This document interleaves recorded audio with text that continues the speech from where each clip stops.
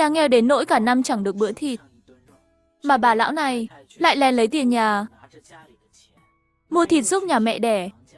Thậm chí còn xây được nhà ngói to, nhưng đời nào có bức tường không lọt gió. Nhà mình sắp chẳng còn nổi nồi cơm, mà cô còn dám lấy đồ nhà mang về bên ngoại. Cô muốn cả nhà mình uống gió Tây Bắc à? Lao ra, anh nghe tôi giải thích. Tôi thật sự không lấy đồ nhà đưa cho Đinh Quốc Xương. Chắc chắn là Diệp Tiểu Niên nhìn lầm rồi. Tôi đã bảo mà. Mấy năm nay, làm sao nhà Đinh Quốc Xương dựa vào công điểm mà xây được nhà ngói?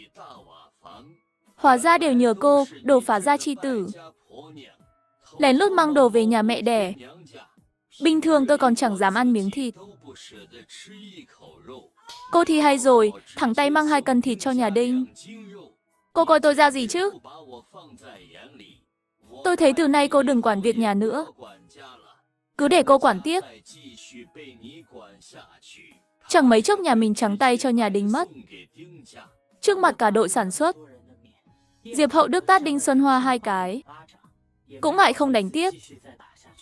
Nhưng chuyện này đâu dễ bỏ qua.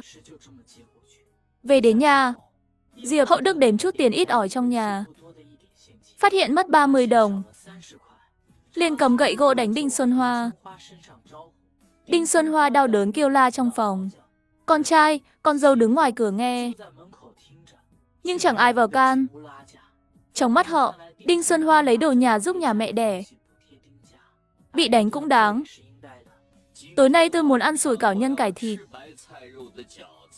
Cô ra vườn đào 2 cây cải tươi về đây.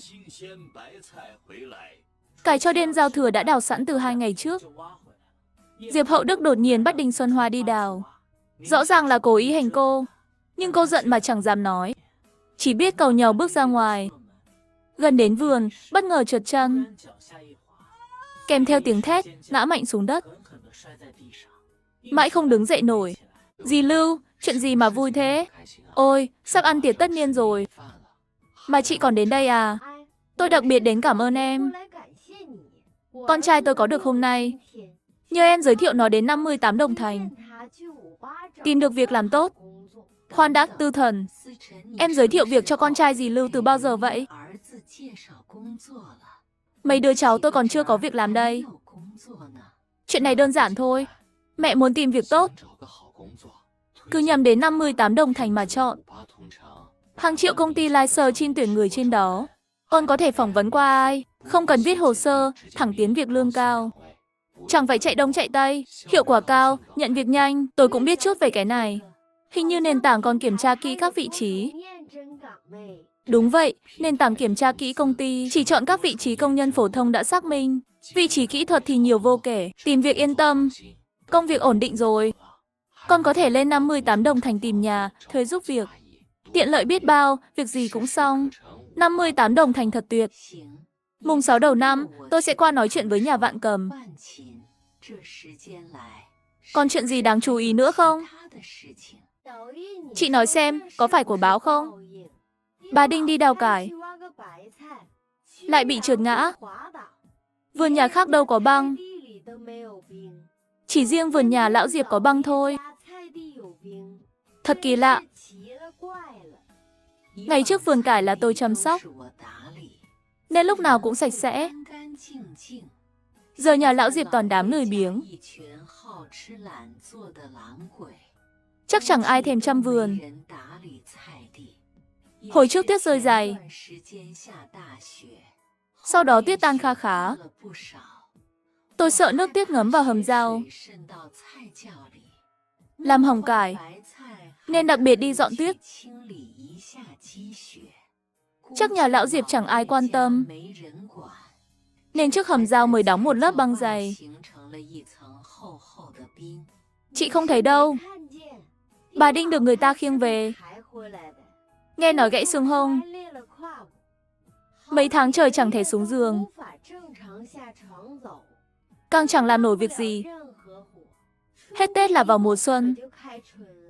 Lúc đó bận rộn đồng áng. Còn phải chăm bà Đinh. Nhà lão Diệp chắc còn khổ dài.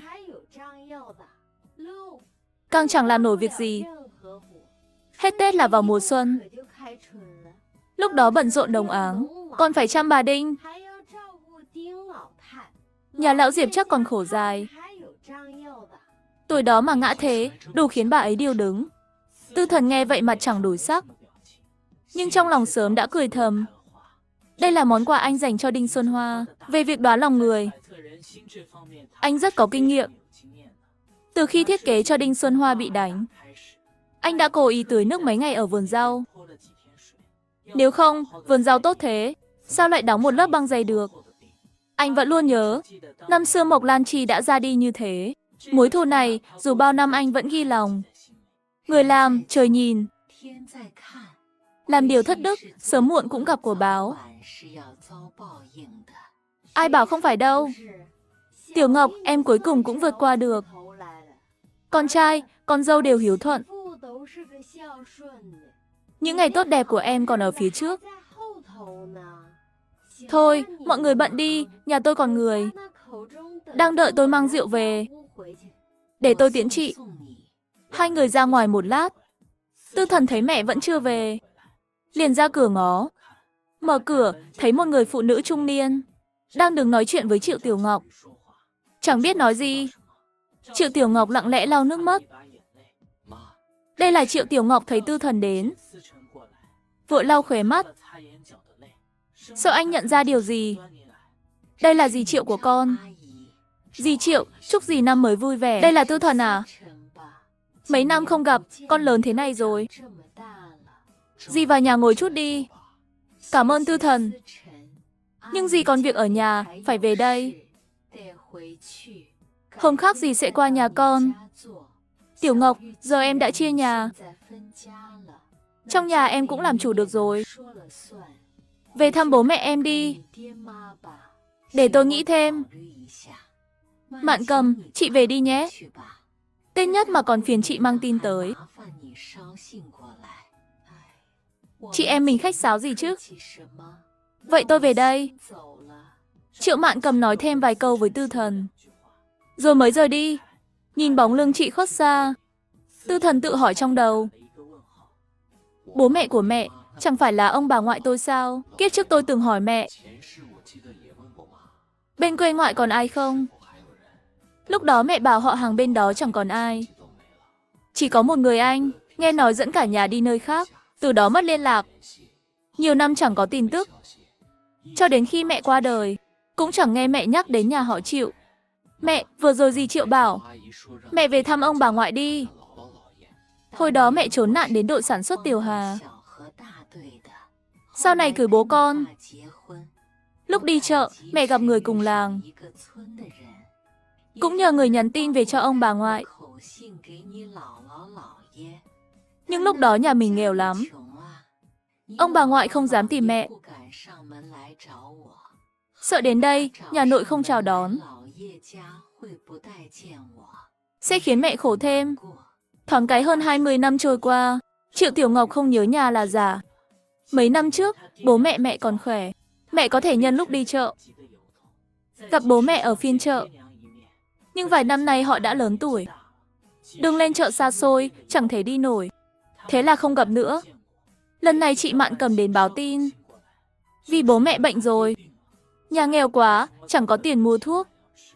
Ông ngoại sợ mình chẳng còn sống bao lâu, nên muốn mẹ về gặp mặt lần cuối, trước khi mẹ trốn nạn rời nhà. Cả nhà mình từng chứng kiến chị cả qua đời. Chị ấy chết khi đói đến chẳng còn chút thịt. Chỉ một cơn cảm nhỏ cũng lấy mạng chị. Để sống sót và để bớt gánh nặng cho bố mẹ, mẹ cầm cái bát vỡ, rời khỏi nhà. Lúc ấy mẹ chỉ nghĩ, thà mẹ chết đói, cũng không muốn bố mẹ phải nhìn con mình chết trong lòng thêm lần nữa. Đó là điều quá tàn nhẫn với họ. Cũng may mẹ gặp được bố con. Nếu không, chắc mẹ đã chết đói từ lâu. Mẹ, nhà ông bà ngoại ở đâu? Ở xã Thu Sơn, phía tây Giang Phố. Cách đây hơn 80 dặm. 80 dặm cũng không xa, mẹ. Hết Tết, con sẽ đưa mẹ về thăm. Ông bà ngoại đều là người tốt. Không như ông nội, chỉ biết nghĩ cho mình. Càng không vì nhà mình khá hơn chút, mà đến bọn giúp chúng ta. Cậu út cũng thế. Hồi đó cậu thà đi ăn xin, cũng không để mẹ đi. Nhắc đến anh trai, Triệu Tiểu Ngọc lại lau nước mắt. Ngày trước mẹ có 2 anh trai và 2 em gái. Chỉ tiếc thiên tai, nhân họa, một anh trai đã mất. 2 em gái sau khi mẹ đi cũng lần lượt ra đi. Nhà họ Triệu giờ chỉ còn mẹ và anh trai Triệu Trường Trinh. Mẹ tốt thế này, tôi tin ông bà ngoại và cậu út cũng là người rất tốt. Tư Thần lau nước mắt cho mẹ, an ủi vài câu. 2 mẹ con mới cùng về nhà. Đêm giao thừa, nhà Tư Thần làm một mâm cỗ. Tiếng cười rộn ràng, cả nhà đón cái Tết vui nhất từ trước tới nay. Sau bữa ăn, Tư Thần nói với Diệp Viễn Sơn, mùng 2 sẽ đến xã Thu Sơn thăm ông bà ngoại, chúc Tết họ. Diệp Viễn Sơn nghe mà ngẩn người. Cưới Triệu Tiểu Ngọc bao năm, anh chưa từng nghe cô nhắc đến nhà mẹ đẻ. Cứ ngỡ nhà cô chẳng còn ai. Tiểu Ngọc, chuyện lớn thế sao em không nói sớm? Nhà em còn người, hàng năm phải về thăm chứ. Diệp Viễn Sơn lúc này cũng áy náy. Anh hiểu nỗi lòng của Triệu Tiểu Ngọc, càng hiểu mỗi dịp Tết, nhìn 2 chị dâu về nhà mẹ đẻ, cô buồn lòng thế nào. Đồng thời anh cũng tự trách mình yếu đuối trước đây. Nếu không vì anh hiếu thảo mù quáng, vợ con anh đâu phải chịu thiệt thòi thế.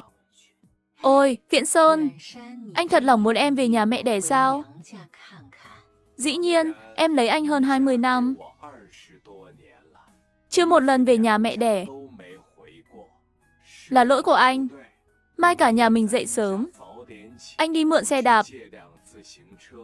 Cả nhà sẽ cùng về thăm nhà ngoại, được chứ? Hơn 20 năm chưa về, cũng chẳng biết nhà họ Triệu có còn như ngày trước không.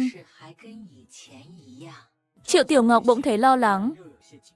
Mùng 2 sẽ được gặp bố mẹ. Họ có còn như xưa không? Nhà có còn là 4 gian nhà tranh không? Mùng 2, nhà lão Diệp đón mấy lượt trẻ con đến chúc Tết, nhưng chẳng thấy Diệp Viễn Sơn đâu. Lão tức đến nghiến răng. Sao nó dám vì một đứa con hoang mà bỏ cả bố? Chờ thêm chút, giờ còn sớm. Nhưng đợi cả buổi sáng, vẫn không thấy Diệp Viễn Sơn đến. Ngay cả người cùng lứa với Diệp Hậu Đức cũng chẳng có. Lão càng thêm bực bội. Lão hoàn toàn không hiểu sao mọi chuyện lại đến nước này. Mùng 3, Tư Thần mượn một chiếc xe đạp, cộng với xe nhà và xe Vương Trắc Nghiên, vừa đủ 3 chiếc. Cả nhà lên đường đến nhà ông bà ngoại. Về Quả Cáp, Tư Thần không nói nhiều, chỉ chuẩn bị theo lệ thường thăm họ hàng dịp Tết. 2 gói bánh quy sữa, 2 chiếc bánh bao bột mì, 2 chiếc bánh bao chả lá, 80 dặm đường. Nếu là đường đất bình thường, cũng chẳng mất nhiều thời gian. Nhưng đường đến xã Thu Sơn thật sự quá khó đi. Đường toàn đồi núi gập ghềnh, sóc này kinh khủng, lối đi cũng hẹp, đạp xe phải cực kỳ cẩn thận.